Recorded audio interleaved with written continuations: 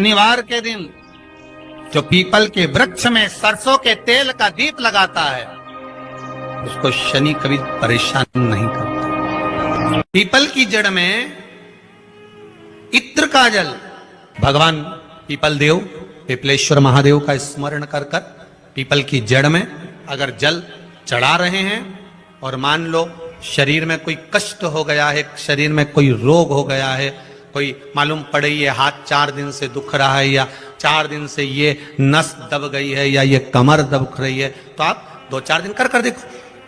कलश के अंदर जल, जल में इत्र का थोड़ा सा भाग, पीपल की जड़ के नीचे आप उसका सिंचन करिए पिपलेश्वर महादेव के नाम से।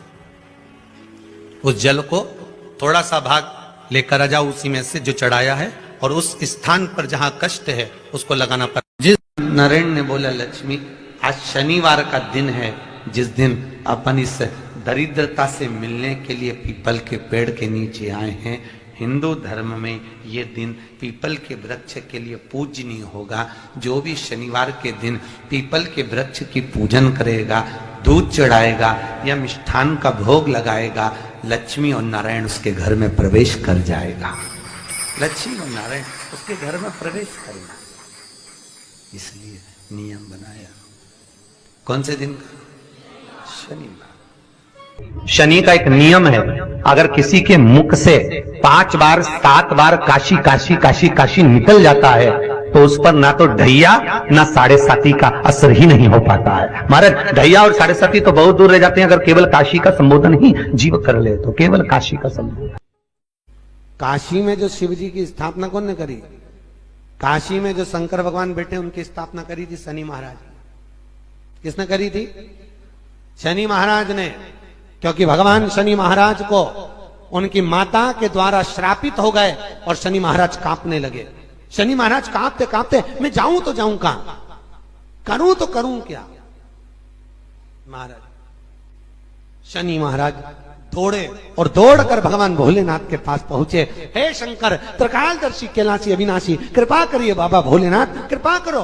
क्योंकि दुनिया में 33 करोड़ देवी देवता हैं जिनको शनि लग सकता है, केवल एक किसको छोड़कर? शिव को छोड़कर। राम जी को शनि लगा तो 14 वर्ष वनवास चले गए। कृष्ण को शनि लगा तो मथुरा छोड़कर द्वारका चले गए। शनि लगा। हनुमान जी को शनि लगा तो गुफा में बैठकर राम राम जपना पड़ा।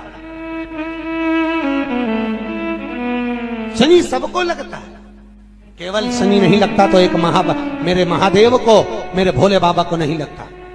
शंकर के पास में शनि आ गए। शनि ने आकर कहा भोलेनाथ कृपा करिए बाबा, मैं बड़ा कष्ट में हूं, मैं करूं क्या? बाबा भोलेनाथ ने कहा जा गंगा जी के तट पर काशी में जाकर एक शिवलिंग की स्थापना कर, उसकी आराधना कर और तेरा शरीर ठीक हो जाएगा, कष्ट नहीं भोगेगा। शनि महाराज ने काशी में जाकर शिव जी की स्थापना करी।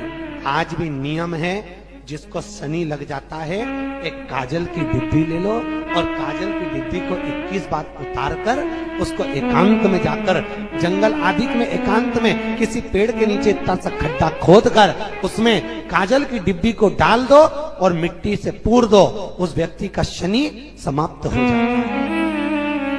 काशी विश्वनाथ का नाम लेकर काजल की डिब्बी को 21 बार उतार कर अगर काशी विश्वनाथ का नाम लेकर शनि वाले व्यक्ति को अगर पेड़ के नीचे दबा दे, शनि समाप्त, शनि उसको परेशान नहीं कर सकता। काशी कितनी मूलता। फेसबुक वालों ने, टीवी वालों ने,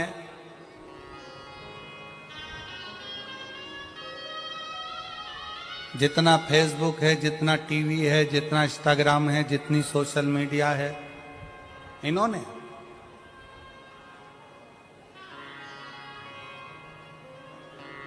अभी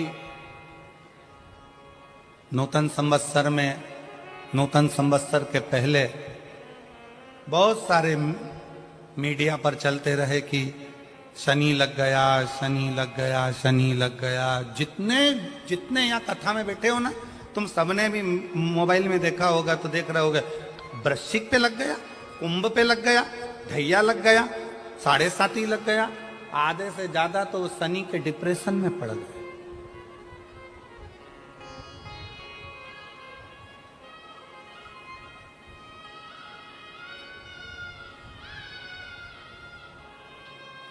अरे भाई, शिव महापुराण की कथा को उठाकर देखिए, दुनिया के लोगों को शनि लगता है, शनि को शंकर लगता है।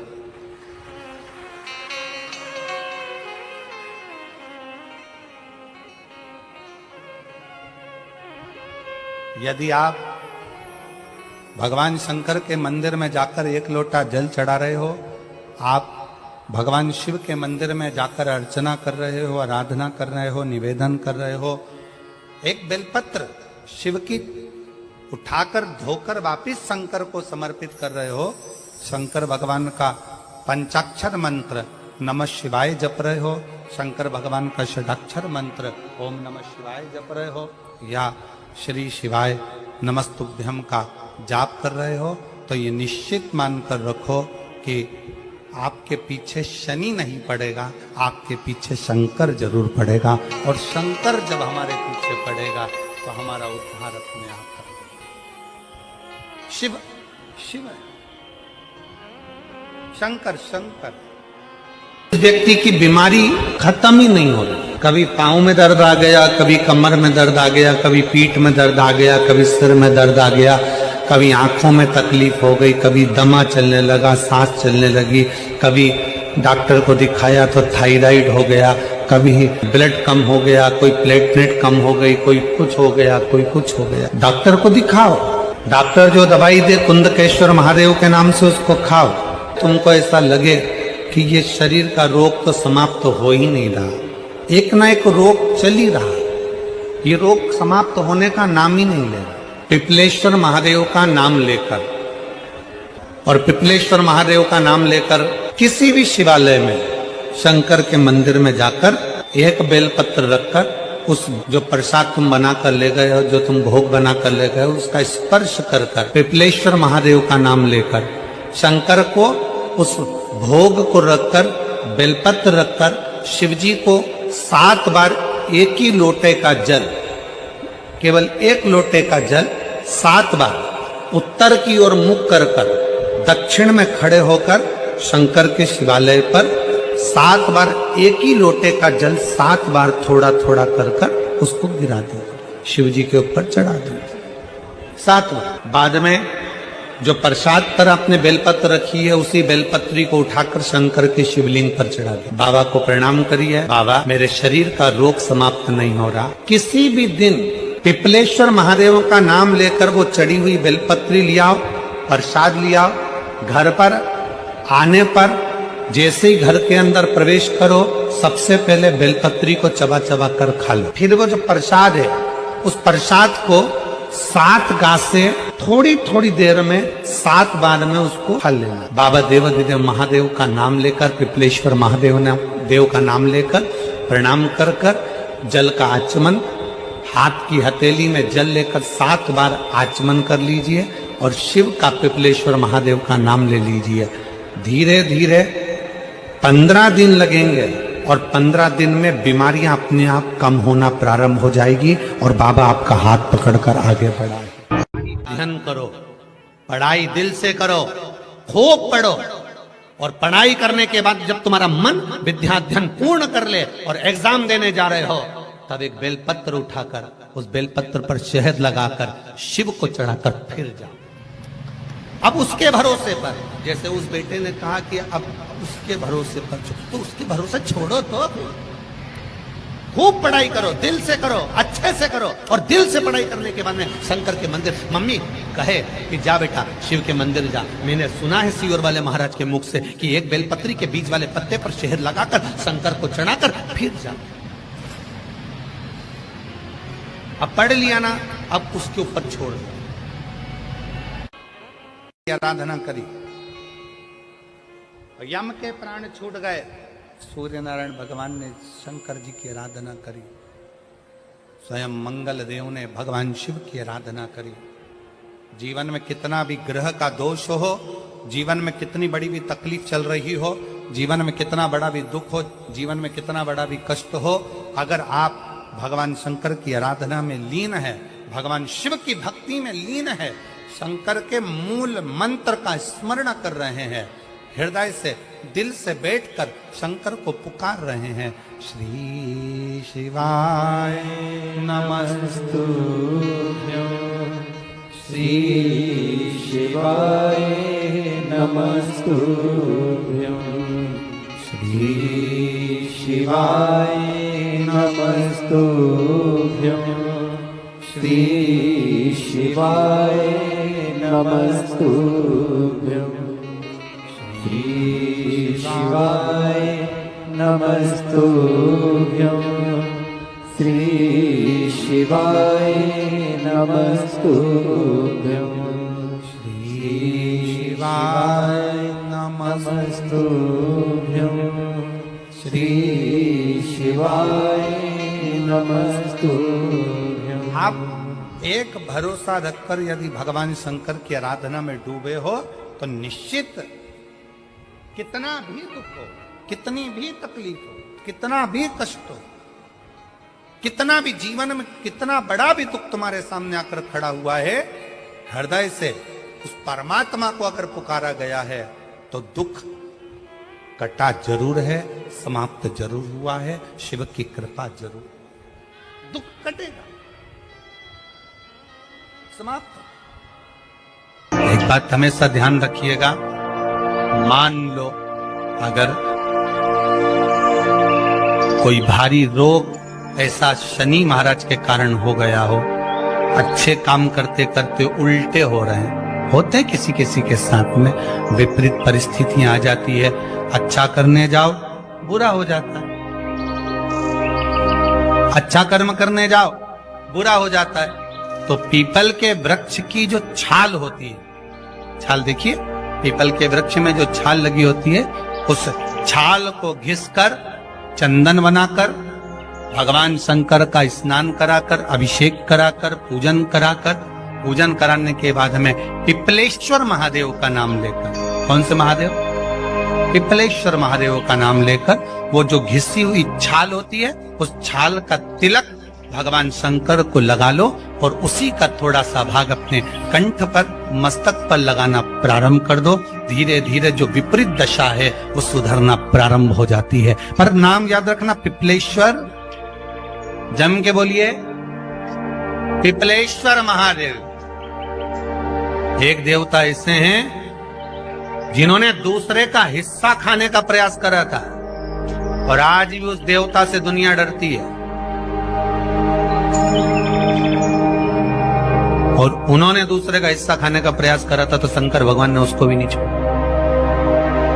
कौन से देवता? वो बाल्टी में हर शनिवार को आते हैं आपके यहाँ। कौन से? शनि देव।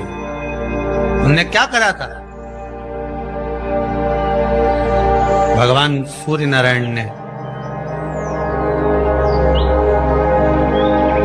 अपने सारे पुत्रों को देखा, सारे पुत्रों,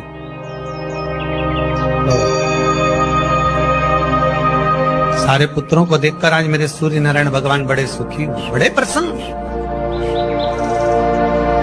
मेरा पुत्र शनि भी श्रेष्ठ है, मेरा पुत्र यम भी श्रेष्ठ है, सब ठीक है। आज भगवान सूर्य देवता ने अपने पुत्रों को बुलाकर कहा, आज मेरा मन कर रहा है कि मैं सारे लोगों का राज्य अपने पुत्रों को बांट दूं, सबको अपना अपना हिस्सा दे दूं।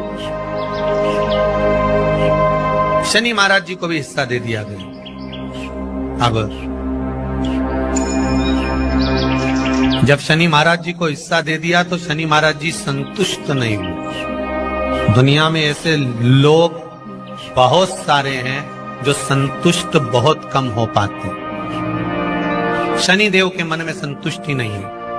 जब शनि देव के मन में संतुष्टि नहीं हो तो शनि महाराज उसी समय पर अपने सारे भाइयों का हिस्सा बटोरने लगे, उस पर कब्जा करने लगे।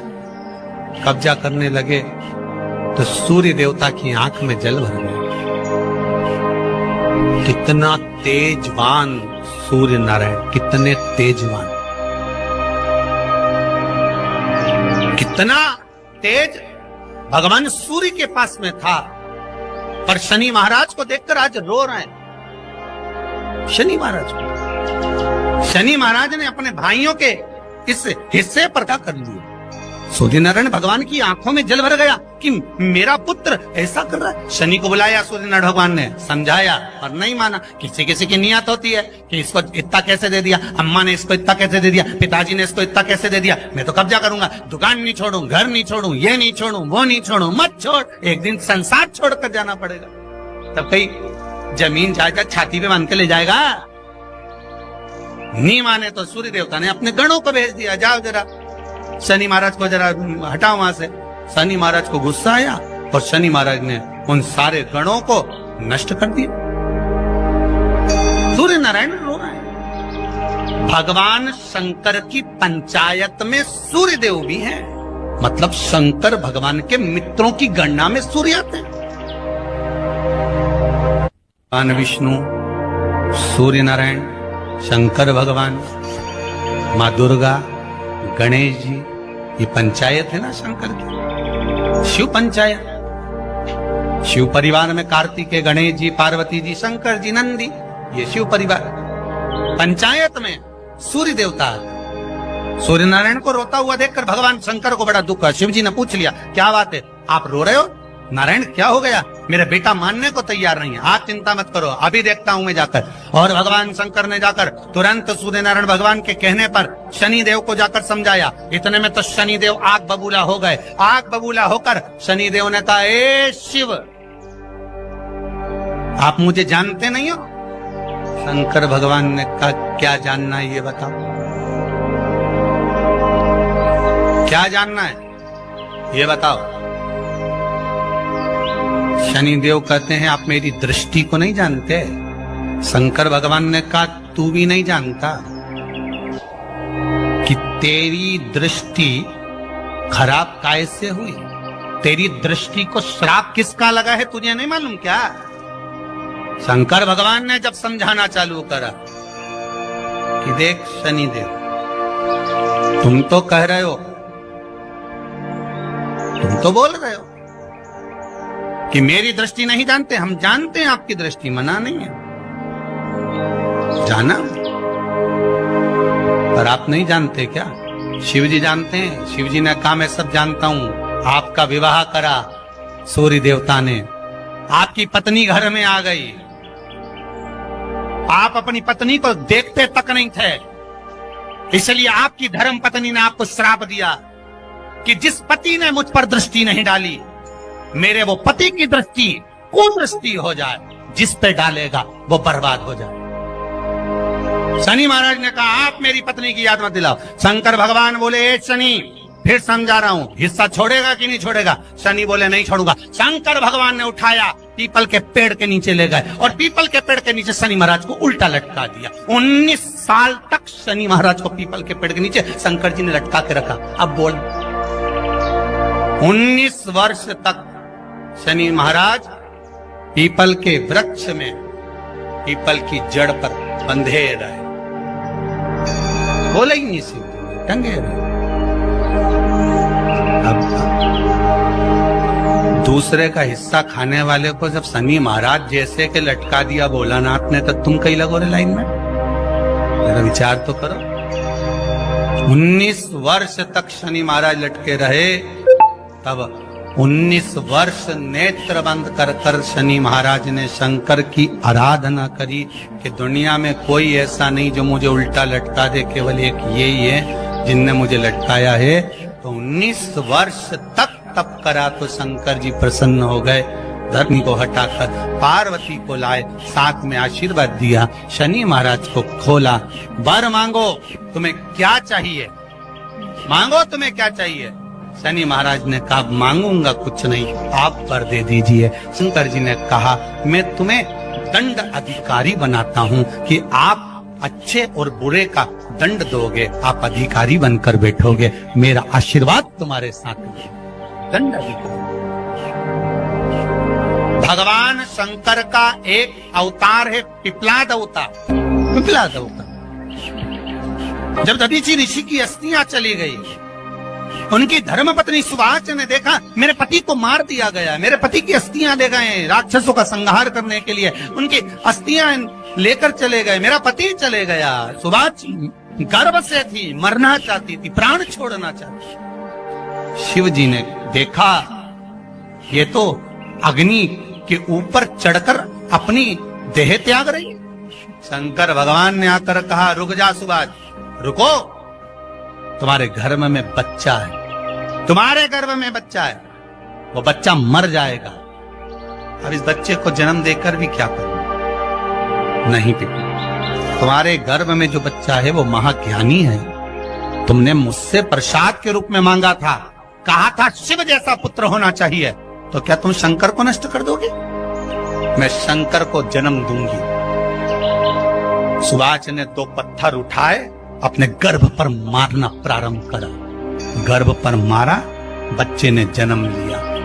बच्चा 7 महीने का था। उस बच्चे को उठाकर पीपल के कोटर में रख दिया। पीपल की कोटर। एक गिलहरी पीपल के फल को लेकर आती थी, पिपलाद के मुंह में देती थी। शिव का एक, इसलिए शंकर का नाम ही पिपलेश्वर महादेव। शिव का एक अवतार पिपलाद के रूप में हुआ है। तुम क्यों चिंता करती हो? तुम चिंता मत करो, तुम्हारा पुत्र जन्म दो तुम। और दिया धन सुभाष ने, उसके बाद प्राणों को त्यागा। और उस पीपल के कोटर में अगर भरण पोषण करने वाला कोई था तो वह देवाधिदेव महादेव था। फिर निवेदन करेंगे, माता के गर्भ में बच्चा रहता है, उसका भरण पोषण करने वाला मेरा देवाधिदेव महादेव है। अगर जन्म उसने दिया है तो मृत्यु भी वो देगा। अगर तुमको कुछ ज्ञान दिया है तो अच्छी जगह पर भी वही पहुंचाएगा। आप जो अभिलाषा लेकर आते हैं, बच्चे कहते हैं हमारी नौकरी नहीं है, सर्विस नहीं है, हम इस कॉलेज में पढ़ना चाहते हैं, हम इस जगह जाना चाहते हैं, हम इस पद पर जाना चाहते हैं, बस इतना याद रखना, तुम्हारा भाग्य बुरा नहीं होता। कभी भी याद रखना, संसार में जिसको भगवान ने जन्म दिया उसकी किस्मत कभी बेकार नहीं हो सकती। अगर भगवान तुम्हारी किस्मत बेकार होती तो जानवर बनाकर पैदा करता, इंसान बनाकर नहीं। किस्मत अच्छी थी इसलिए इंसान बनकर पैदा, जानवर बनाकर पैदा नहीं करा। अगर तुम्हारी किस्मत अच्छी थी इसलिए मनुष्य बनकर पैदा हुए हो, इंसान बनकर पैदा हुए हो, मानव बनकर पैदा हुए हो। भगवान को दोष मत देना कि भगवान ने किस्मत बेकार दी है। भगवान ने किस्मत अच्छी बनाई है इसलिए तुझे मृत्यु लोक में जन्म दिया। भगवान ने भाग्य अच्छा बनाया इसलिए तुझे शिव महापुराण की कथा सुनने का मौका दिया। नहीं तो भाग्य में नहीं होती तो कहां से मिल जाती? किस्मत अच्छी है तो भगवान नौकरी भी लगाएगा, धंधा भी करवाएगा, सर्विस भी कराएगा, विवाह भी करेगा, शादी भी करेगा, मकान भी बनाएगा, जायदाद भी देगा, संतान भी देगा।